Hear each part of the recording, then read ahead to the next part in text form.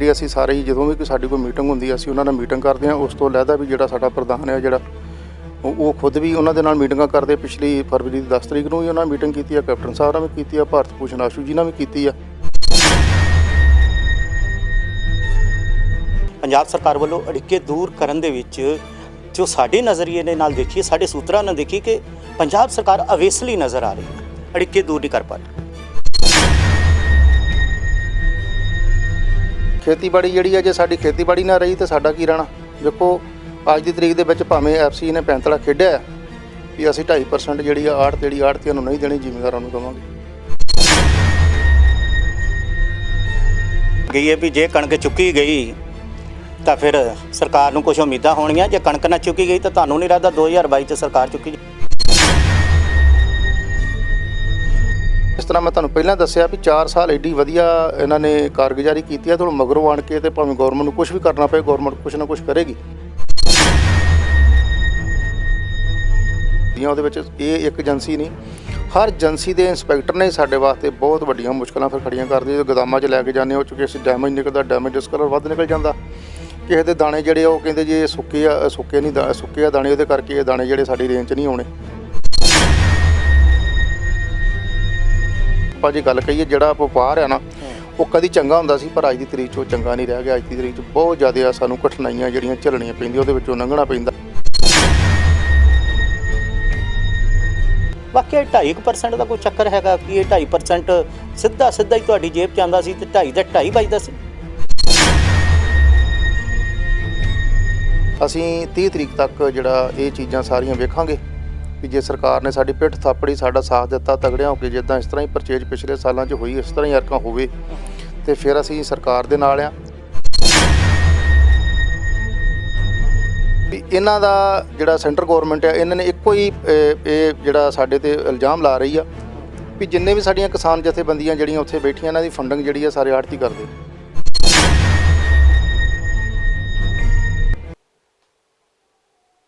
ਪੰਜਾਬ ਦੇ ਵਿੱਚ ਇਸ ਵਾਰ ਆੜਤੀ ਵੀ ਸੰਘਰਸ਼ ਦੇ ਮੈਦਾਨ ਦੇ ਵਿੱਚ ਨਿੱਤਰ ਚੁੱਕੇ ਨੇ। ਇਹਨਾਂ ਨੂੰ ਸੰਘਰਸ਼ ਦਾ ਮੈਦਾਨ ਕਿਉਂ ਅਪਣਾਉਣਾ ਪਿਆ? ਇਹ ਸਿਰ ਦੇ ਉੱਤੇ ਫਸਲ ਦੀ ਖਰੀਦ ਖੜੀ ਹੈ, ਮੰਡੀਆਂ ਨੂੰ ਛੱਡ ਕੇ ਇਹ ਸੰਘਰਸ਼ ਦੇ ਰਸਤੇ 'ਤੇ ਕਿਉਂ ਆਣ ਪਏ ਨੇ?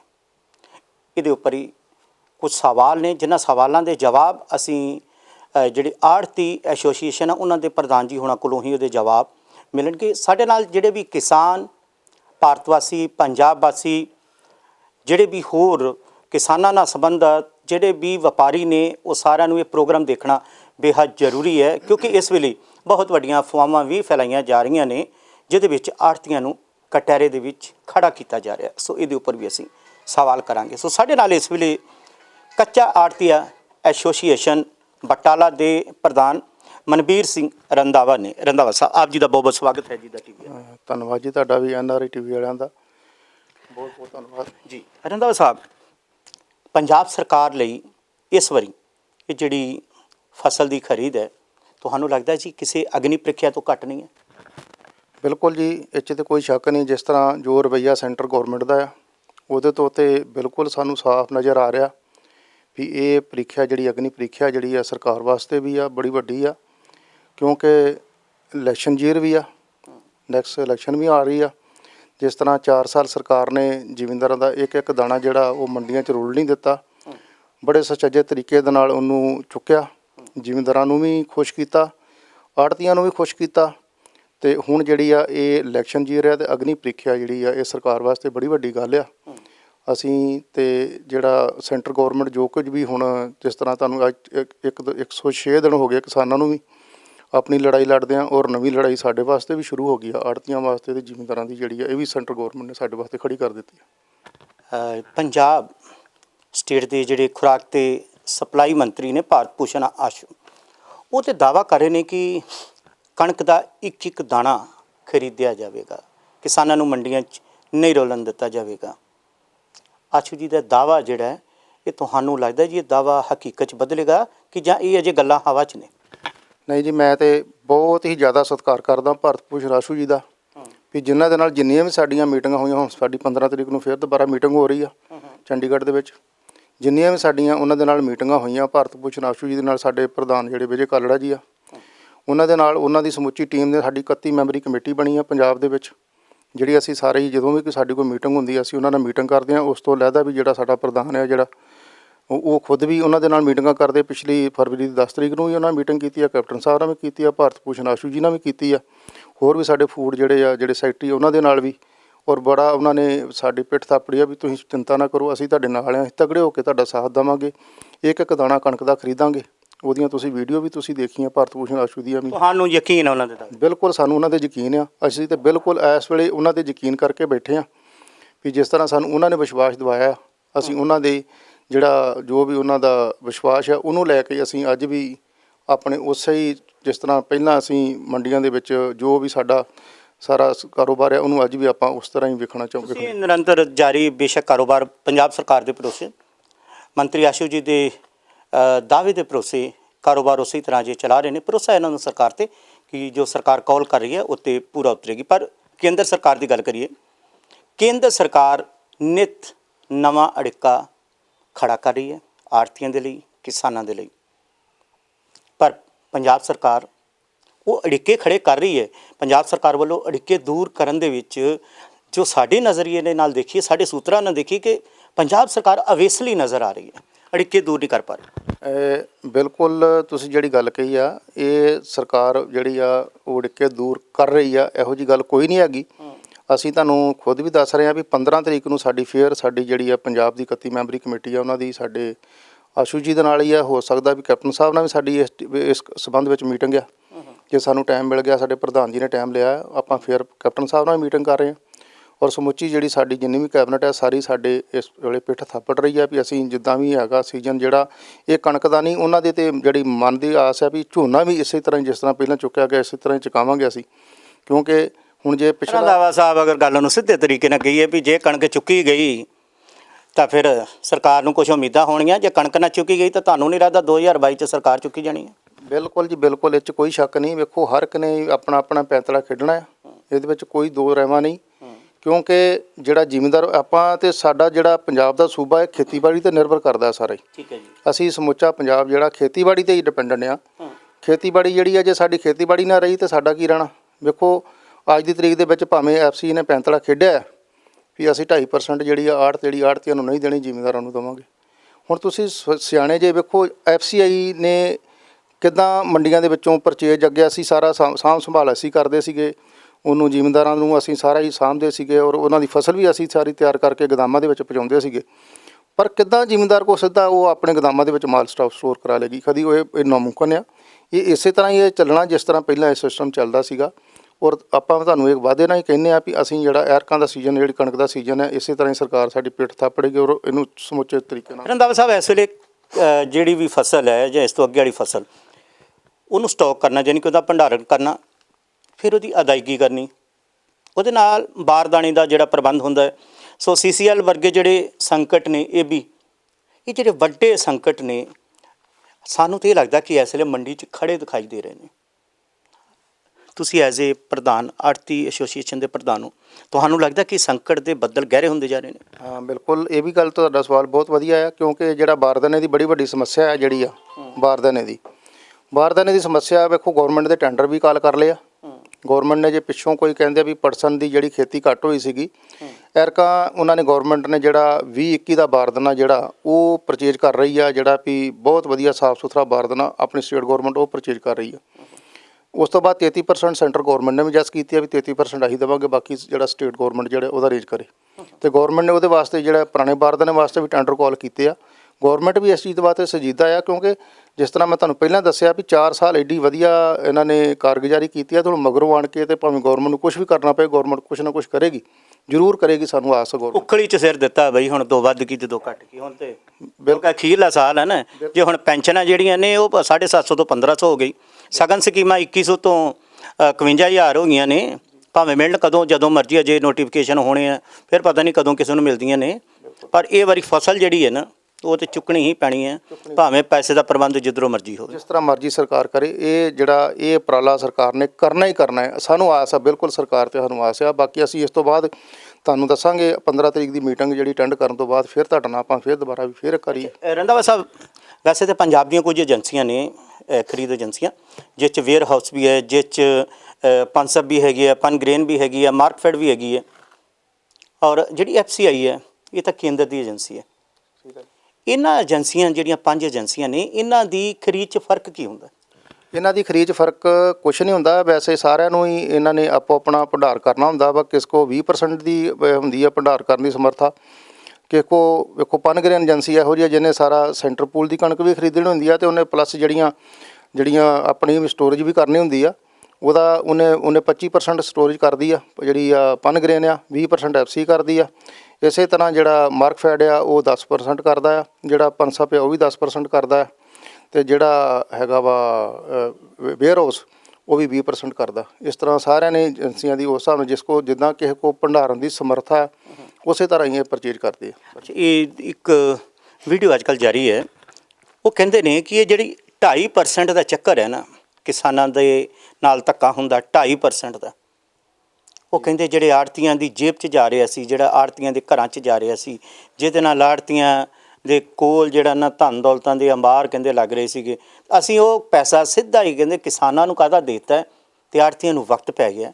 ਵਾਕਿਆ 2.5% ਦਾ ਕੋਈ ਚੱਕਰ ਹੈਗਾ ਕਿ ਇਹ 2.5% ਸਿੱਧਾ ਹੀ ਤੁਹਾਡੀ ਜੇਬ 'ਚ ਆਉਂਦਾ ਸੀ ਅਤੇ 2.5 ਦਾ 2.5 ਵੱਜਦਾ ਸੀ? ਇਹ ਨਹੀਂ, ਬਿਲਕੁਲ। ਵੇਖੋ, ਜੇ ਆਪਾਂ 2.5% ਕਮਿਸ਼ਨ ਲੈਂਦੇ ਆ ਨਾ, ਵੇਖੋ ਕੋਈ ਵੀ ਬੰਦਾ ਵਪਾਰ ਕਰਦਾ ਉਹ ਆਪਣਾ ਪ੍ਰੋਫਿਟ ਵਾਸਤੇ ਕਰਦਾ ਵੀ ਮੈਨੂੰ ਉਹ 'ਚੋਂ ਕੀ ਇਨਕਮ ਹੋਣੀ ਹੈ, ਮੇਰੇ ਇਨਕਮ ਸੋਰਸ ਕੀ ਆ ਵੀ ਜਿਹੜਾ ਉਹ ਵਪਾਰ ਕਰ ਰਿਹਾ। ਵੇਖੋ ਤੁਸੀਂ ਸਿਆਣੇ ਜੇ, ਅਸੀਂ ਆਪਣਾ ਦੁਕਾਨਾਂ ਵੀ ਬਣਾਈਆਂ, ਉੱਥੇ ਮੁਲਾਜ਼ਮ ਵੀ ਰੱਖੇ ਆ, ਅਸੀਂ 2.5% ਲੈਂਦੇ ਹਾਂ। ਜੇ ਕੋਈ 10 ਲੱਖ ਦਾ ਕੋਈ ਕਿਸੇ ਨੂੰ ਪ੍ਰੋਫਿਟ ਹੁੰਦਾ ਅਤੇ ਉਹਦਾ 25,000 ਰੁਪਈਆ ਸਾਨੂੰ ਸਿਰਫ ਇੱਕ ਕਮਿਸ਼ਨ ਆਉਂਦੀ ਹੈ। ਜੇ ਕਿਸੇ ਨੇ ਕਰੋੜ ਦਾ ਕੰਮ ਕੀਤਾ ਤਾਂ ਉਹਨੂੰ 2.5 ਲੱਖ ਰੁਪਈਆ ਉਹਨੂੰ ਮਿਲਣਾ। ਹੁਣ 2.5 ਲੱਖ ਰੁਪਈਆ ਅਸੀਂ ਕਰੋੜ ਦਾ ਕੰਮ ਕਰਕੇ 2.5 ਲੱਖ ਰੁਪਈਆ ਲਵਾਂਗੇ, ਅਤੇ 2.5 ਕਰੋੜ ਦਾ ਫਿਰ ਝੋਨੇਵਾਰੀ ਕਰਾਂਗੇ, ਫਿਰ 2.5 ਲੱਖ 5 ਲੱਖ ਰੁਪਈਆ ਸਾਨੂੰ ਸਾਲ ਦਾ ਆ ਗਿਆ। ਉਹਦੇ ਵਿੱਚ ਸਾਡਾ ਜਿਹੜਾ ਬਿਜਲੀ ਦਾ ਖਰਚੇ ਜਿਹੜੇ ਆ, ਪਲੱਸ ਸਾਡੇ ਜਿਹੜੇ ਅਕਾਊਂਟੈਂਟ ਅਸੀਂ ਰੱਖੇ ਆ ਉਹਨਾਂ ਦੇ ਖਰਚੇ ਆ, ਪਲੱਸ ਜਿਹੜੇ ਸਾਡੇ ਵਹੀਕਲ ਜਿਹੜੇ ਜਾਂਦੇ ਆ, ਜਿਹੜੇ ਸਾਡੇ ਬੈਂਕਾਂ ਦੇ ਵਿੱਚ ਆ, ਕਿਉਂਕਿ ਨਵਾਂ ਹੀ ਤੁਸੀਂ ਸਿਸਟਮ ਦੇਖ ਲਿਆ ਵੀ ਜੋ ਮੋਦੀ ਗੌਰਮੈਂਟ ਨੇ ਕਰ ਦਿੱਤਾ ਵੀ 2% ਜਿਹੜਾ ਜੇ ਤੁਸੀਂ ਪੈਸੇ ਕਢਾਉਂਦੇ ਜੇ ਅਤੇ 20 ਲੱਖ ਤੋਂ ਉੱਪਰ ਲਿਮਟ ਹੋ ਜਾਂਦੀ, ਉਹਦਾ 2% ਜਿਹੜਾ ਬੈਂਕ ਚਾਰਜਰ ਲੈਂਦਾ। ਬੜੇ ਖਰਚੇ ਸਾਡੇ ਇਹੋ ਜਿਹੇ ਆ ਜਿਹਦੇ ਵਿੱਚ ਸਾਨੂੰ ਕੁਛ ਇੰਨੀ ਜ਼ਿਆਦਾ ਇਨਕਮ ਸੋਰਸ ਨਹੀਂ ਹੈਗੀ। ਜਿੱਦਾਂ ਮਤਲਬ ਇਹ ਕਹਿਣ ਦੀਆਂ ਗੱਲਾਂ ਨੇ, ਕਿਸੇ ਦਾ ਭੱਜ ਅਤੇ ਕਿਸੇ ਦਾ ਰੱਜ ਹੋ ਗਿਆ। ਮਤਲਬ ਕਹਿਣ ਨੂੰ ਤੁਹਾਡਾ 2.5% ਦੇ ਉਲਟਾ ਮੇਰੇ ਖਿਆਲ ਜਿੱਦਾਂ ਤੁਸੀਂ ਗਿਣਾ ਰਹੇ ਹੋ ਅਤੇ ਤੁਹਾਡੀ ਜੇਬ 'ਚ ਜਾ ਰਹੇ ਪੈਸੇ। ਮੈਂ ਕਿਹਾ ਜੀ ਬਹੁਤ ਮਾੜਾ ਹਾਲ ਆ। ਮੈਂ ਤੁਹਾਨੂੰ ਦੱਸ ਦਿੰਦਾ ਵੀ ਜਿਸ ਤਰ੍ਹਾਂ ਅਸੀਂ ਆਪਾਂ ਪਰਚੇਜ ਕਰਦੇ ਹਾਂ ਨਾ, ਵੇਖੋ ਤੁਸੀਂ ਆਪਾਂ ਪਰਚੇਜ ਕਰਦੇ ਹਾਂ ਅਤੇ ਅਸੀਂ ਅੱਜ ਆਪਾਂ 1000 ਬੋਰੀ ਦੀ ਪਰਚੇਜ ਪਾ ਲਈ ਆ, ਅਸੀਂ ਉਹ ਬਾਰਦਾਨਾ ਜਿਹੜਾ ਵੇਖੋ ਸਾਰੀਆਂ ਏਜੰਸੀਆਂ ਕੋਲ ਸਟੋਰੇਜ ਹੁੰਦੀ ਆ ਆਪੋ ਆਪਣੀ, ਅਸੀਂ ਉੱਥੋਂ ਬਾਰਦਾਨਾ ਲੈਣ ਜਾਣਾ। ਉੱਥੋਂ ਜਦੋਂ ਅਸੀਂ ਬਾਰਦਾਨਾ ਲੈਣ ਜਾਣਾ 2 ਗੱਠਾਂ ਬਾਰਦਾਨਾ ਲੈਣ ਜਾਣਾ, ਅਤੇ ਅਸੀਂ ਘੱਟੋ ਘੱਟ ਨਹੀਂ ਤਾਂ 250-300 ਰੁਪਈਆ ਉਹ ਰੇੜੇ ਵਾਲੇ ਨੂੰ ਦਿੰਦੇ ਆ। ਉਹ 2 ਗੱਠਾਂ ਜਾ ਕੇ ਅਸੀਂ ਉਹਦੇ ਗੋਦਾਮਾਂ 'ਚੋਂ ਬਾਰਦਾਨਾ ਚੁੱਕ ਕੇ ਲਿਆਉਂਦੇ ਹਾਂ। ਇਸ ਤਰ੍ਹਾਂ ਦੇ ਹੋਰ ਖਰਚੇ ਵੀ ਬਹੁਤ ਜ਼ਿਆਦਾ ਆ ਜਿਹੜੇ ਅਸੀਂ ਕਹਿ ਲੈਂਦੇ ਹਾਂ ਵੀ ਇਹ ਸੁੱਕੀ ਪੁੱਕੀ 2.5% ਨਹੀਂ। ਉਹਦੇ ਵਿੱਚ ਸਾਨੂੰ ਜਿਹੜੇ ਪਾਵਰ ਕਲੀਨਰ ਦੇਣੇ ਪੈਂਦੇ, ਉਹਦੇ ਵਿੱਚ ਸਾਨੂੰ ਇਲੈਕਟ੍ਰੀਸਿਟੀ ਦਾ ਬਿੱਲ ਦੇਣਾ ਪੈਂਦਾ ਆ, ਜਿਹੜਾ ਅਸੀਂ ਉਹਦੇ ਵਿੱਚ ਜਿਹੜਾ ਸਾਡਾ ਹੋਰ ਵੀ ਜਿਹੜੇ ਸਾਡੇ ਕਾਫੀ ਜਿਹੜੇ ਖਰਚੇ ਆ ਜਿਹੜੇ ਸਾਡੇ ਜਿਹੜੇ ਉਹ ਸਾਨੂੰ ਉਹਦੇ ਵਿੱਚੋਂ ਸਾਨੂੰ ਦੇਣੇ ਪੈਂਦੇ। ਅਤੇ ਫਿਰ ਵਗਾਰਾਂ ਵੀ ਦੇਣੀਆਂ ਪੈਂਦੀਆਂ ਨੇ। ਚਲੋ ਵਗਾਰਾਂ ਵਾਲੀ ਤੇ ਜਿਹੜੀ ਗੱਲ ਜਿਹੜੀ ਆ ਉਹ ਤੁਹਾਨੂੰ ਪਤਾ ਹੀ ਆ, ਉਹ ਤਾਂ ਨਾ ਸ਼ੁਰੂ ਤੋਂ ਬੰਦ ਹੋਈਆਂ ਤਾਂ ਨਾ ਹੋਣੀਆਂ, ਉਹ ਚੱਲਦੀਆਂ ਹੀ ਰਹਿਣੀਆਂ, ਉਹ ਇੱਦਾਂ ਹੀ ਰਹਿਣੀਆਂ, ਚੱਲਦੀਆਂ ਰਹਿਣੀਆਂ ਜੀ। ਅੱਛਾ ਰੰਧਾਵਾ ਸਾਹਿਬ, ਇਹ ਜਿਹੜੀਆਂ 5 ਏਜੰਸੀਆਂ ਨੇ, ਇਹਨਾਂ 5 ਏਜੰਸੀਆਂ 'ਚੋਂ ਸਭ ਤੋਂ ਖਤਰਨਾਕ ਏਜੰਸੀ ਕਿਹਦੀ ਹੈ? ਜਦੋਂ ਤੁਸੀਂ ਮਾਲ ਖਰੀਦ ਕੇ ਉਹਨੂੰ ਦੇਣਾ ਹੁੰਦਾ ਉਹਦੇ 'ਚ ਨੁਕਸ ਮਿਲੀਆਂ ਕੱਢਣੀਆਂ, ਔਰ ਉਹਦੇ 'ਚ ਜਦੋਂ ਮਾਲ ਲੋਡ ਹੋਣਾ, ਜਿੰਨੀ ਦੇਰ ਮਾਲ ਗੋਦਾਮਾਂ 'ਚ ਚਲਾ ਨਹੀਂ ਜਾਂਦਾ ਉਦੋਂ ਤੱਕ ਤੁਹਾਡੀ ਜਾਨ ਕਿੜਕੀ ਚੜੀ ਰਹਿੰਦੀ ਹੈ। ਕਿਹੜੀ ਖਤਰਨਾਕ ਏਜੰਸੀ ਇਹਨਾਂ 'ਚ? ਵੇਖੋ ਜੀ, ਸਭ ਤੋਂ ਪਹਿਲਾਂ ਤਾਂ ਜਿਹੜਾ ਮੌਸਮ ਆ ਉਹਦੇ 'ਤੇ ਡਿਪੈਂਡ ਕਰਦੇ ਹਾਂ ਅਸੀਂ। ਜਿੰਨੀਆਂ ਵੀ ਫਸਲਾਂ ਸਾਡੀਆਂ ਹੁੰਦੀਆਂ ਨਾ ਜੀ, ਉਹ ਸਭ ਤੋਂ ਜ਼ਿਆਦਾ ਸਾਨੂੰ ਮੌਸਮ 'ਤੇ ਡਿਪੈਂਡੈਂਟ ਹੁੰਦਾ ਜੀ। ਵੇਖੋ ਜਿਸ ਤਰ੍ਹਾਂ ਹੁਣ ਇਸ ਵੇਲੇ ਗਰਮੀ ਜ਼ਿਆਦਾ ਪੈਣ ਡਿਆ ਪਈ ਆ, ਪਿਛਲੇ ਸਾਲ ਗਰਮੀ ਨਹੀਂ ਸੀ ਪਈ, ਫਸਲ ਬਹੁਤ ਵਧੀਆ ਸੀ, ਝਾੜ ਬੜੇ ਵਧੀਆ ਨਿਕਲੇ ਸੀਗੇ। ਜਿਹੜਾ ਕਹਿੰਦੇ ਨੇ ਵੀ ਜਦੋਂ ਮੌਸਮ ਠੀਕ ਰਵੇ ਨਾ, ਅਤੇ ਮੌਸਮ ਜਦੋਂ ਪੱਕੀ ਫਸਲ 'ਤੇ ਵੀ ਨਾ ਖਰਾਬ ਕਰੇ, ਫਿਰ ਤਾਂ ਸਾਡੇ ਵਾਸਤੇ ਇਹ ਸੋਨਾ ਹੈ। ਜਦੋਂ ਸਾਨੂੰ ਮੌਸਮ ਖਰਾਬ ਕਰਦਾ, ਫਿਰ ਜਦੋਂ ਸਾਡਾ ਜਿਹੜਾ ਫਸਲ ਜਿਹੜੀ ਜ਼ਿਮੀਂਦਾਰ ਦੀ ਫਸਲ ਉਹ ਖਰਾਬ ਹੁੰਦੀ ਹੈ ਥੋੜ੍ਹੀ ਬਹੁਤੀ, ਫਿਰ ਉਹਨੂੰ ਜਦੋਂ ਅਸੀਂ ਸਟੋਰੇਜ ਕਰਨ ਵਾਸਤੇ ਭੇਜਦੇ ਹਾਂ, ਬੜੀਆਂ ਉੱਚ ਨੁਕਤਾਚੀਨੀਆਂ ਹੁੰਦੀਆਂ ਉਹਦੇ ਵਿੱਚ। ਇਹ ਇੱਕ ਏਜੰਸੀ ਨਹੀਂ, ਹਰ ਏਜੰਸੀ ਦੇ ਇੰਸਪੈਕਟਰ ਨੇ ਸਾਡੇ ਵਾਸਤੇ ਬਹੁਤ ਵੱਡੀਆਂ ਮੁਸ਼ਕਲਾਂ ਫਿਰ ਖੜੀਆਂ ਕਰਦੇ। ਜਦੋਂ ਗੋਦਾਮਾਂ 'ਚ ਲੈ ਕੇ ਜਾਂਦੇ ਉਹ 'ਚ ਕਿਸੇ ਡੈਮੇਜ ਨਿਕਲਦਾ, ਡੈਮੇਜ ਡਿਸਕਲਰ ਵੱਧ ਨਿਕਲ ਜਾਂਦਾ। ਕਿਸੇ ਦੇ ਦਾਣੇ ਜਿਹੜੇ ਉਹ ਕਹਿੰਦੇ ਜੀ ਇਹ ਸੁੱਕੇ ਆ ਦਾਣੇ, ਉਹਦੇ ਕਰਕੇ ਇਹ ਦਾਣੇ ਜਿਹੜੇ ਸਾਡੀ ਰੇਂਜ 'ਚ ਨਹੀਂ ਆਉਣੇ।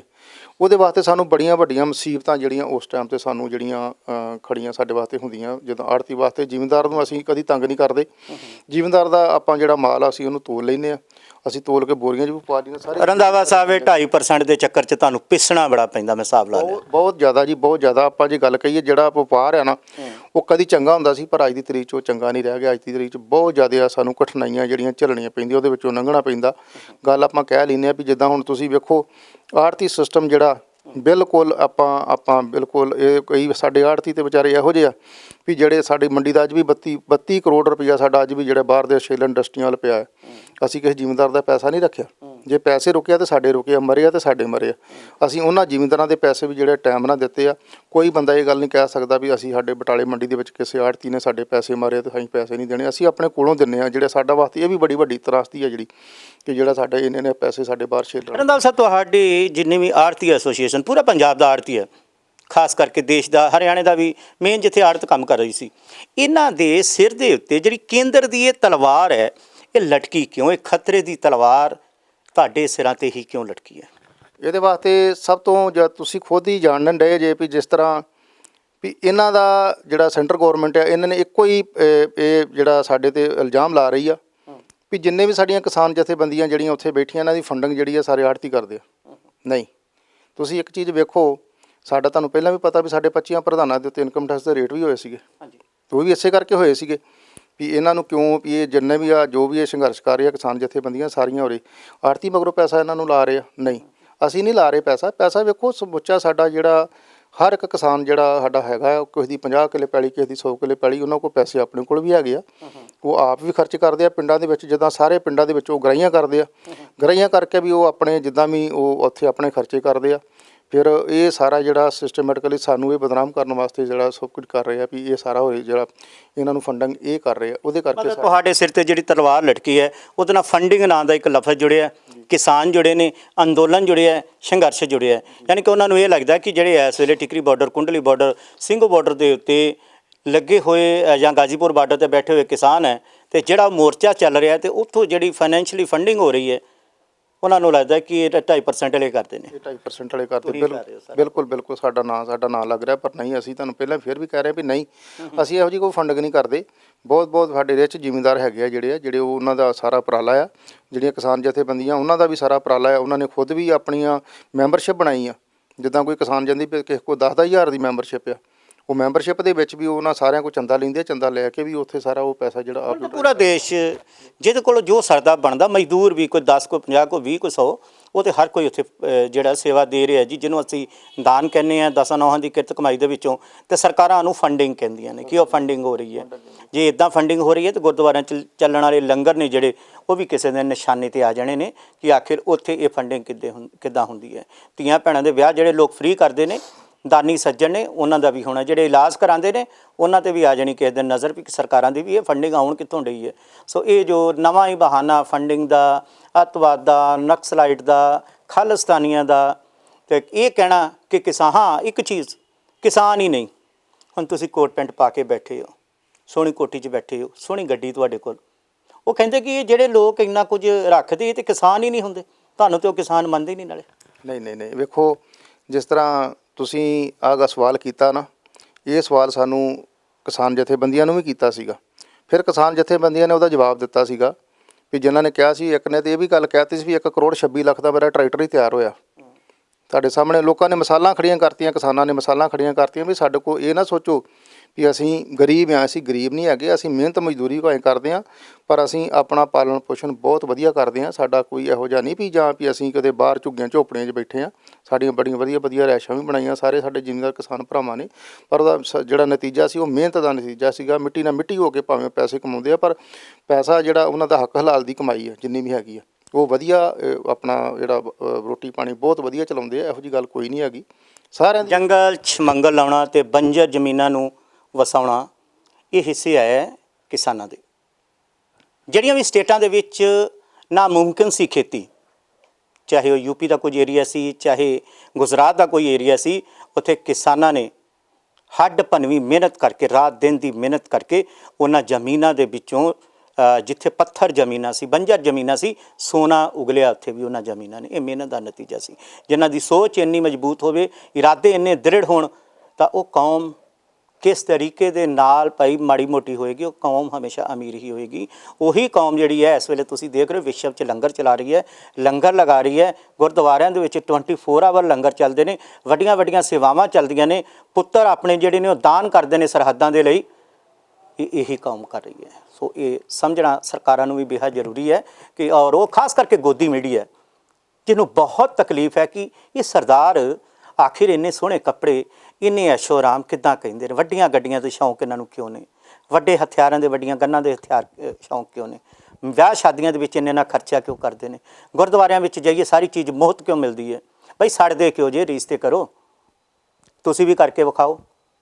ਸੋ ਜੇਕਰ ਇਹਨਾਂ ਚੀਜ਼ਾਂ ਦੀ ਟ੍ਰੇਨਿੰਗ ਵੀ ਲੈਣੀ ਹੋਏ ਤਾਂ ਤੁਸੀਂ ਕਿਸਾਨ ਯੂਨੀਅਨਾਂ ਕੋ ਆਓ, ਤੁਸੀਂ ਆੜਤੀ ਐਸੋਸੀਏਸ਼ਨਾਂ ਕੋ ਆਓ, ਇਹ ਤੁਹਾਨੂੰ ਦੱਸਣ ਕਿ ਇਹ ਅਸਲ 'ਚ ਕੰਮ ਚੱਲਦੇ ਕਿਵੇਂ ਨੇ ਅਤੇ ਕੰਮ ਹੁੰਦੇ ਕਿਵੇਂ ਨੇ। ਰਹੀ ਗੱਲ ਹੁਣ ਆੜਤੀਆਂ ਦੀ, ਤੁਸੀਂ ਸੰਘਰਸ਼ ਦਾ ਬਿਗਲ ਵਜਾ ਦਿੱਤਾ ਹੈ ਜੀ ਰੰਧਾਵਾ ਸਾਹਿਬ। ਜੀ ਜੀ ਜੀ, ਇਹ ਬਿਗਲ ਤੇ ਵੱਜ ਗਿਆ ਹੈ। ਹੁਣ ਬਿਗਲ ਵਜਾਉਣ ਤੋਂ ਬਾਅਦ ਅਗਲੇ ਕਦਮ ਕੀ ਨੇ ਕਿ 1 ਅਪ੍ਰੈਲ ਤੋਂ ਵੈਸੇ ਖਰੀਦਦਾਰੀ ਜਿਹੜੀ ਹੈ ਕਈ ਜਗ੍ਹਾ ਸ਼ੁਰੂ ਹੋ ਜਾਣੀ, ਔਰ ਰਹੀ ਬਟਾਲਾ ਮੰਡੀ ਦੀ ਜਾਂ ਗੁਰਦਾਸਪੁਰ, ਇੱਥੇ 12 ਤੋਂ 15 ਅਪ੍ਰੈਲ ਦੇ ਵਿੱਚ ਖਰੀਦਦਾਰੀ ਸਟਾਰਟ ਹੋ ਜਾਣੀ ਹੈ ਜਿੰਸ ਦੀ। ਸੋ ਆਪਾਂ ਸੰਘਰਸ਼ ਕਰਾਂਗੇ ਜਾਂ ਫਸਲਾਂ ਖਰੀਦਾਂਗੇ ਜਾਂ ਮੰਡੀ ਦੇ ਪ੍ਰਬੰਧ ਦੇਖਾਂਗੇ, ਕੀ ਹੋਏਗਾ? ਅਸੀਂ ਸਭ ਤੋਂ ਜਿਹੜਾ ਸਾਡਾ ਉਪਰਾਲਾ, ਸਾਡੀ ਪਹਿਲਾਂ ਤੇ ਸਾਡੀ ਜਿਹੜੀ ਆ 15 ਤਰੀਕ ਨੂੰ ਮੀਟਿੰਗ ਆ, ਅਸੀਂ ਬਿਲਕੁਲ ਇਸ ਵੇਲੇ ਸਰਕਾਰ 'ਤੇ ਨਿਰਭਰ ਹਾਂ ਵੀ ਸਰਕਾਰ ਕੋਈ ਜੋ ਆਪਾਂ ਉਪਰਾਲਾ ਸਾਡੇ ਵਾਸਤੇ ਕਰੇਗੀ, ਕਰਨ ਰਹੀ ਆ। ਅਸੀਂ 30 ਤਰੀਕ ਤੱਕ ਜਿਹੜਾ ਇਹ ਚੀਜ਼ਾਂ ਸਾਰੀਆਂ ਵੇਖਾਂਗੇ ਵੀ ਜੇ ਸਰਕਾਰ ਨੇ ਸਾਡੀ ਪਿੱਠ ਥਾਪੜੀ, ਸਾਡਾ ਸਾਥ ਦਿੱਤਾ ਤਗੜਿਆਂ ਹੋ ਕੇ, ਜਿੱਦਾਂ ਇਸ ਤਰ੍ਹਾਂ ਹੀ ਪਰਚੇਜ ਪਿਛਲੇ ਸਾਲਾਂ 'ਚ ਹੋਈ ਇਸ ਤਰ੍ਹਾਂ ਹੀ ਅਰਕਾਂ ਹੋਵੇ ਅਤੇ ਫਿਰ ਅਸੀਂ ਸਰਕਾਰ ਦੇ ਨਾਲ ਆ। ਜੇ ਉਸ ਤੋਂ ਬਾਅਦ ਅਸੀਂ 1 ਤਰੀਕ ਨੂੰ ਜੇ ਸਾਡਾ ਕੋਈ ਵੀ ਇਹੋ ਜਿਹਾ ਕੋਈ ਨਾ ਉਪਰਾਲਾ ਹੋਇਆ ਤਾਂ 1 ਤਰੀਕ ਤੋਂ ਸਮੁੱਚਾ ਹੀ ਜਿਹੜਾ ਪੰਜਾਬ ਦਾ ਸਾਰਾ ਹੀ ਭਾਈਚਾਰਾ, ਆੜਤੀ ਭਾਈਚਾਰਾ, ਉਹ ਸਟ੍ਰਾਈਕ ਕਰੇਗਾ, ਹੜਤਾਲ 'ਤੇ ਚੱਲ ਜਾਏਗਾ। FCI ਲਈ ਖਰੀਦ ਕਰੋਗੇ?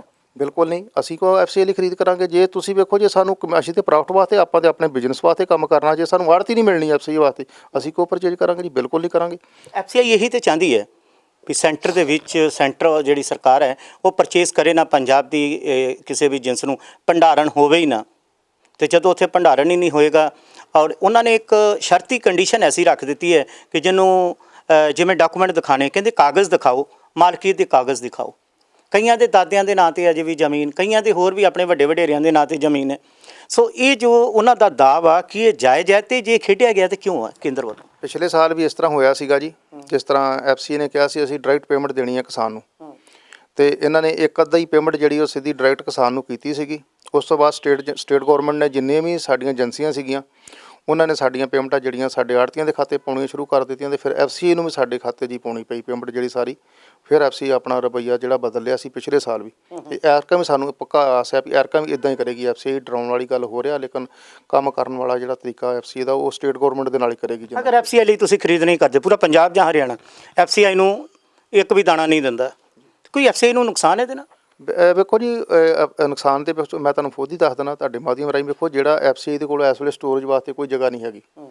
ਤੁਹਾਨੂੰ ਪਤਾ ਹੈ ਵੀ ਚੌਲਾਂ ਦੀ ਜਿਹੜੀ ਆ 1.5 ਮਹੀਨਾ ਹੋ ਗਿਆ, ਚੌਲਾਂ ਦੀ ਜਿਹੜੀ ਆ ਮਿਲਿੰਗ ਨਹੀਂ ਹੋ ਰਹੀ, ਉਹ ਵੀ ਬੰਦ ਕੀਤੀ FCI ਨੇ, ਅਤੇ ਉਹ ਨਵਾਂ ਹੀ ਇੱਕ ਏਜੰਡਾ ਉਹਨਾਂ ਨੇ ਖੜਾ ਕਰ ਦਿੱਤਾ ਆ ਵੀ ਉਹਨੂੰ ਜਿਹੜਾ ਚੌਲ ਜਿਹੜੇ ਆ ਉਹ ਜਿੱਦਾਂ 550 ਕੁਇੰਟਲ ਦੇ ਪਿੱਛੇ ਇੱਕ ਜਿਹੜੀ ਕੁਇੰਟਲ ਜਿਹੜੀ ਆ 1% ਜਿਹੜੀ ਆ ਉਹ ਪ੍ਰੋਟੀਨ ਜਿਹੜੀ ਆ ਉਹ ਚੌਲ ਤਿਆਰ ਕਰਕੇ ਦਿਓ।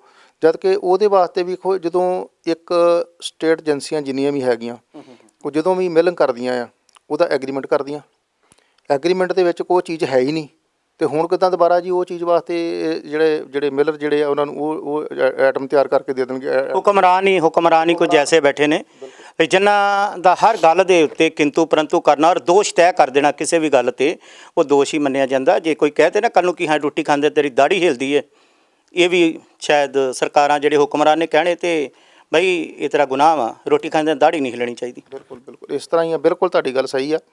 ਇਹ ਜਿੱਦਾਂ ਵੇਖੋ ਹੁਣ ਇਸ ਵੇਲੇ ਆਹ ਫੰਡਾ ਛੱਡ ਦਿੱਤਾ ਵੀ ਆਹ ਕੰਮ ਹੋਣਾ ਚਾਹੀਦਾ। ਜਿਸ ਤਰ੍ਹਾਂ ਮੈਂ ਤੁਹਾਨੂੰ ਦੱਸਿਆ ਵੀ 1.5 ਮਹੀਨਾ ਹੋ ਗਿਆ, ਸਾਰੇ ਵੇਖੋ ਸ਼ੈਲਰਾਂ ਵਾਲਿਆਂ ਦੀਆਂ ਲੇਬਰਾਂ ਜਿਹੜੀਆਂ ਸੀਗੀਆਂ ਉਹਨਾਂ ਨੇ ਅੱਜ ਕਰਕੇ ਅੱਜ ਚੱਲ ਪਣਾ ਕੰਮ, ਕੱਲ੍ਹ ਚੱਲ ਪਣਾ ਕੰਮ। ਹੁਣ 1.5 ਮਹੀਨਾ ਕੋਈ ਲੇਬਰ ਜਿਹੜੀ ਆ ਵਿਹਲੀ ਥੋੜ੍ਹਾ ਕਿਸੇ ਦੇ ਘਰ ਬੈਠਾ। ਕਿੰਨਾ ਕੁ ਨੁਕਸਾਨ ਹੋਣ ਵਾਲਾ ਪੰਜਾਬ, ਕਿੰਨਾ ਕੁ ਜਿਹੜੇ ਸ਼ੈਲਰਾਂ ਵਾਲੇ ਮਾਲਕ ਨੇ ਜਾਂ ਸ਼ੈਲਰਾਂ ਵਾਲੇ ਨੇ ਉਹ ਕਿੰਨਾ ਕੁ ਰੋਲਣ ਵਾਲੇ ਨੇ, ਅਤੇ ਜੇਕਰ ਆਉਣ ਵਾਲੇ ਸਮੇਂ ਦੇ ਵਿੱਚ ਇਸੇ ਹੀ ਤਰ੍ਹਾਂ ਸ਼ੈਲਰਾਂ 'ਚ ਮਾਲ ਸਟਾਕ ਰਿਹਾ ਤਾਂ ਅਗਲੀ ਜਿੰਸ ਕਿੱਥੇ ਜਾਏਗੀ, ਕੌਣ ਖਰੀਦੇਗਾ? ਬਹੁਤ ਜ਼ਿਆਦਾ ਨੁਕਸਾਨਮੰਦ ਹੈ ਜੀ। ਵੇਖੋ ਇਸ ਵੇਲੇ ਇਹ ਨੁਕਸਾਨ ਜਿਹੜਾ ਸ਼ੇਲਰਾਂ ਵਾਲਿਆਂ ਦਾ ਤੇ ਜਿਹੜਾ ਹੈਗਾ ਤੇ ਸਟੇਟ ਦਾ ਨੁਕਸਾਨ ਵੀ ਬਹੁਤ ਜ਼ਿਆਦਾ, ਕਿਉਂਕਿ ਜਿਹੜੀ ਇਹ ਪੈੜੀ ਹੈਗੀ ਆ ਇਹ ਕਿਸੇ ਸ਼ੇਲਰ ਵਾਲੇ ਦੀ ਨਹੀਂ, ਸਰਕਾਰ ਦੀ ਪੈੜੀ ਆ। ਠੀਕ ਹੈ। ਤੇ ਮਿਲਰਾਂ ਨੇ ਉਹਨੂੰ ਮਿਲਣ ਕਰਕੇ ਜਿਹੜੀ ਸਰਕਾਰ ਦੇ ਘਰ ਲਾਉਣੀ ਆ, ਉਹ ਸਾਰਾ ਨੁਕਸਾਨ ਵੀ ਜਿਹੜਾ ਸਰਕਾਰ ਦਾ ਵੀ ਹੈਗਾ, ਨਾਲ ਮਿਲਰਾਂ ਦਾ ਜਿਹੜਾ ਹੈਗਾ ਸਰਕਾਰ ਦਾ ਵੀ ਬਹੁਤ ਜ਼ਿਆਦਾ ਵੱਡਾ ਲਾਸ ਹੈ। ਜਿੰਨਾ ਚਿਰ ਤੱਕ ਉਹ ਪੈੜੀ ਐਫਸੀ ਦੇ ਘਰ ਨਹੀਂ ਲੱਗਦੀ ਉਹਨਾਂ ਚਿਰ ਤੱਕ ਸਰਕਾਰ ਦਾ ਵੀ ਬਹੁਤ ਵੱਡਾ ਲਾਸ ਹੈ ਜਿਹੜਾ। ਆੜ੍ਹਤੀਆਂ ਨੂੰ ਕੋਈ ਉਮੀਦ ਦੀ ਆਸ ਕਿਰਨ ਕੁਛ ਦਿਖਦਾ ਪਿਆ? ਨਹੀਂ, ਬਿਲਕੁਲ ਆਪਾਂ ਤੇ ਵੇਖੋ ਤੁਹਾਨੂੰ ਪਹਿਲਾਂ ਤੁਹਾਡੇ ਮਾਧਿਅਮ ਰਾਹੀਂ ਦੱਸ ਚੁੱਕੇ ਹਾਂ ਵੀ ਇਹਦੇ ਵਾਸਤੇ 15 ਦੀ ਮੀਟਿੰਗ ਹੈ। 15 ਤੋਂ ਬਾਅਦ ਜਿਹੜੇ ਸਾਡੀ ਫਿਰ ਜਿਹੜਾ ਨੈਕਸਟ ਜਿਹੜਾ ਅਗਲਾ ਆਹੀ ਪ੍ਰੋਗਰਾਮ ਤੁਹਾਨੂੰ ਦੱਸਾਂਗੇ। ਉਸ ਤੋਂ ਬਾਅਦ ਵੀ 30 ਤੱਕ ਸਾਡਾ ਜਿਹੜਾ ਮੇਨ ਜਿਹੜਾ ਸਾਡਾ ਹੈਗਾ ਸਾਡੇ ਪ੍ਰਧਾਨ ਦਾ ਵੀ ਅਸੀਂ ਸਰਕਾਰ ਦੇ ਨਾਲ ਆ। ਸਰਕਾਰ ਕੋਈ ਸਾਨੂੰ ਆਸਾਂ ਉਮੀਦਾਂ ਵੀ ਹੈਗੀਆਂ ਸਰਕਾਰ ਕੋਲ ਵੀ, ਸਰਕਾਰ ਸਾਡੀ ਪਿੱਠ ਤੇ ਖੜੀ ਆ, ਸਰਕਾਰ ਸਾਡਾ ਸਾਥ ਦੇਗੀ। ਇਸ ਜਿਹੜੀ ਫਸਲ ਦੀ ਕਰੋਪ ਜਿਹੜੀ ਜਿੰਨੀ ਵੀ ਹੈਗੀ ਆ ਇਹਨੂੰ ਅਸੀਂ ਸਰਕਾਰ ਦੇ ਰਾਹੀਂ ਆਪਣੀ ਜਿਹੜੀਆਂ ਪਰਚੇਜ਼ਾਂ ਜਿਹੜੀਆਂ ਜਿਸ ਤਰ੍ਹਾਂ ਪਹਿਲਾਂ ਕਰਦੀ ਇਸੇ ਤਰ੍ਹਾਂ ਹੀ ਕਰਾਵਾਂਗੇ ਫਿਰ। ਜੀ ਬਹੁਤ ਬਹੁਤ ਸ਼ੁਕਰੀਆ ਰੰਧਾਵਾ ਸਾਹਿਬ ਤੁਹਾਡਾ। ਸੋ ਰੰਧਾਵਾ ਸਾਹਿਬ ਹੋਣਾ ਨੇ ਬੜਾ ਕਲੀਅਰ ਕੱਟ ਦੇ ਵਿੱਚ ਦੱਸ ਦਿੱਤਾ ਕਿ ਹੁਣ ਪੰਜਾਬ ਸਰਕਾਰ ਵਾਸਤੇ ਇਸ ਵਾਰ ਆੜ੍ਹਤੀਆਂ ਦੇ ਨਾਲ ਤੇ ਕਿਸਾਨਾਂ ਦੇ ਨਾਲ ਖੜਨਾ ਕਿਉਂ ਜ਼ਰੂਰੀ ਹੈ, ਕਿਉਂਕਿ 2022 ਸਾਹਮਣੇ ਆ ਰਹੀ ਹੈ, ਛਾਲਾ ਮਾਰਦੀ ਭੱਜੀ ਆ ਰਹੀ ਹੈ।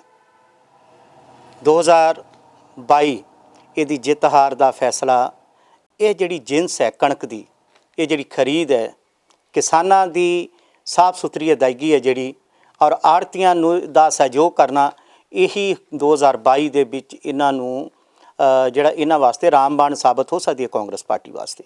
ਸੋ ਇਸ ਕਰਕੇ ਅੱਗੋਂ ਕੀ ਹੁੰਦਾ ਪਤਾ ਨਹੀਂ, ਪਰ 2022 ਨੂੰ ਧਿਆਨ 'ਚ ਰੱਖਦੇ ਹੋਏ ਇਸ ਵਾਰੀ ਹਰ ਹੀਲੇ ਹਰ ਵਸੀਲੇ ਪੰਜਾਬ ਦੀ ਫਸਲ ਦਾ ਦਾਣਾ ਦਾਣਾ ਚੁੱਕਿਆ ਜਾਵੇਗਾ। ਉਹਦੇ ਵਾਸਤੇ ਤਰ੍ਹਾਂ ਦੀਆਂ ਜਿਹੜੀਆਂ ਆੜ੍ਹਤੀ ਐਸੋਸੀਏਸ਼ਨਸ ਨੇ ਉਹਨਾਂ ਦੀਆਂ ਮੀਟਿੰਗਾਂ ਵੀ ਹੋ ਰਹੀਆਂ ਨੇ, ਵਿਚਾਰ ਚਰਚਾ ਵੀ ਹੋ ਰਹੀ ਹੈ। ਸਰਕਾਰ ਨੂੰ ਵੀ ਪਤਾ ਹੈ ਵੀ ਪਹਿਲਾਂ ਹੀ ਕਿਸਾਨ ਨਾਰਾਜ਼ ਕਰਕੇ ਬੈਠੇ ਹੋਏ ਆ। ਉਹ ਠੀਕ ਹੈ ਕਿ ਬੈਠੇ ਆ ਜੇ ਉਹ ਬਾਰਡਰਾਂ 'ਤੇ ਨੇ, ਅਤੇ ਵੈਸੇ ਇਹਨੂੰ ਚੀਜ਼ ਨੂੰ ਜਿਹੜਾ ਸਰਕਾਰ ਲਈ ਵੈਸੇ ਆਕਸੀਜਨ ਮਿਲ ਗਈ ਹੈ, ਲੇਕਿਨ ਜੋ ਉਹਨਾਂ ਨਾਲ ਵਾਅਦੇ ਕੀਤੇ ਸੀਗੇ ਸਰਕਾਰ ਨੇ ਉਹ ਵਾਅਦੇ ਕਿੰਨੇ ਕੁ ਪੂਰੇ ਕੀਤੇ ਆ ਸਭ ਜਾਣਦੇ ਨੇ। ਅਤੇ ਲੇਕਿਨ ਉਹੀ ਕਿਸਾਨ ਕਿਤੇ ਪੰਜਾਬ 'ਚ ਹੁੰਦੇ ਅਤੇ ਹਾਲਾਤ ਕੁਝ ਹੋਰ ਹੋਣੇ ਸੀ। ਪਰ ਉਹਨਾਂ ਹਾਲਾਤਾਂ ਨੂੰ ਸਾਂਭਣ ਦੇ ਲਈ, ਉਹਨਾਂ ਜ਼ਖਮਾਂ 'ਤੇ ਮਲਮ ਲਗਾਉਣ ਦੇ ਲਈ ਸਰਕਾਰ ਦੀ ਇਹ ਜੋ ਮੌਕੇ ਦੀ ਖਰੀਦ ਹੈ, ਜਿਹੜੀ ਕਣਕ ਖਰੀਦ, ਇਹ ਕਣਕ ਦੀ ਫਸਲ, ਇਹਦਾ ਦਾਣਾ ਦਾਣਾ ਚੁੱਕਣ ਦਾ ਜਿਹੜਾ ਸੰਕਲਪ ਹੈ ਉਹ ਲੈ ਲਿਆ। ਆੜ੍ਹਤੀਏ ਖੁਸ਼, ਕਿਸਾਨ ਖੁਸ਼, ਅਤੇ ਜੋ 2022 'ਚ ਫਿਰ ਕਾਂਗਰਸ ਵੀ ਖੁਸ਼ ਹੋ ਸਕਦੀ ਹੈ। ਬਾਕੀ ਆਉਣ ਵਾਲਾ ਸਮਾਂ ਦੱਸੇਗਾ, 2022 ਵੀ ਦੱਸੇਗੀ ਕਿ ਕਾਂਗਰਸ ਦਾ ਇਹ ਦਾ ਜਿਹੜਾ ਵਾ ਉਹਨੂੰ ਕੀ ਫਾਇਦਾ ਦਿੰਦਾ ਅਤੇ ਕੀ ਫਾਇਦਾ ਨਹੀਂ ਦਿੰਦਾ। ਸੋ ਸਾਡੇ ਨਾਲ ਇਸ ਵੇਲੇ ਜੋ ਗੱਲਬਾਤ ਜਿਹੜੀ ਹੈ ਵਿਸ਼ੇਸ਼ ਚਰਚਾ ਕੀਤੀ, ਹਰੇਕ ਏਜੰਸੀ ਦੇ ਨਫੇ ਨੁਕਸਾਨ ਦੀ ਗੱਲ ਦੱਸੀ, ਸਰਕਾਰ ਦਾ, ਕੇਂਦਰ ਸਰਕਾਰ ਦਾ, ਰਾਜ ਸਰਕਾਰ ਦਾ ਰੋਲ ਦੱਸਿਆ, ਇਹ ਤਲਵਾਰਾਂ ਉਹਨਾਂ ਦੇ ਸਿਰਾਂ 'ਤੇ ਕਿਉਂ ਲਟਕੀਆਂ ਅਤੇ ਕਿਹਨੂੰ ਫਾਇਦਾ ਕਿਹਨੂੰ ਨੁਕਸਾਨ ਹੈ, ਔਰ ਇਹ 2.5% ਕਿੱਥੇ ਜਾਂਦਾ, ਕਿੱਥੇ ਕਿੱਥੇ ਖਰਚ ਹੁੰਦਾ, ਕਿਹੜੀ ਏਜੰਸੀ ਇਹਨਾਂ ਨੂੰ ਜ਼ਿਆਦਾ ਤੰਗ ਕਰਦੀ, ਕਿੱਦਾਂ ਕਰਦੀ, ਇਸ ਸਾਰੇ ਦੇ ਉੱਪਰ ਦਿਲ ਖੋਲ੍ਹ ਕੇ ਚਰਚਾ ਕੀਤੀ ਹੈ। ਸਾਡੇ ਨਾਲ ਮਨਬੀਰ ਸਿੰਘ ਰੰਧਾਵਾ ਜੀ ਨੇ। ਸੋ ਰੰਧਾਵਾ ਸਾਹਿਬ ਆਪ ਜੀ ਦਾ ਬਹੁਤ ਬਹੁਤ ਸ਼ੁਕਰੀਆ। ਉਮੀਦ ਕਰਦੇ ਹਾਂ ਕਿ ਸਰਕਾਰ 2022 ਨਹੀਂ, ਆਉਣ ਵਾਲੇ ਸਮੇਂ ਦੇ ਵਿੱਚ ਸਾਰੀਆਂ ਫਸਲਾਂ ਇੱਦਾਂ ਹੀ ਚੁੱਕੇ ਜਿੱਦਾਂ ਇਹ ਫਸਲ ਚੁੱਕਣੀ ਹੈ। ਸ਼ੁਕਰੀਆ ਜੀ। ਬਿਲਕੁਲ ਜੀ, ਬਿਲਕੁਲ ਧੰਨਵਾਦ ਤੁਹਾਡਾ ਜੀ, ਬਹੁਤ ਬਹੁਤ ਤੁਹਾਡਾ ਧੰਨਵਾਦ। ਇਸ ਤਰ੍ਹਾਂ ਹੀ ਸਰਕਾਰ ਦਾ ਉਪਰਾਲਾ ਜਿਹੜਾ ਅਸੀਂ ਤੇ ਇਸ ਚੀਜ਼ 'ਤੇ ਬਿਲਕੁਲ ਡਿਪੈਂਡੈਂਟ ਹਾਂ ਵੀ ਇਸੇ ਤਰ੍ਹਾਂ ਹੀ ਫਸਲਾਂ ਜਿਹੜੀਆਂ 4 ਸਾਲ ਚੁੱਕੀਆਂ, ਮਗਰਲਾ ਸਾਲ ਵੀ ਇਸੇ ਤਰ੍ਹਾਂ ਚੁੱਕੇਗੀ। ਦੇਖਦੇ ਰਹੋ ਹੱਕ ਸੱਚ ਦੀ ਆਵਾਜ਼ ਦਾ TV NRI।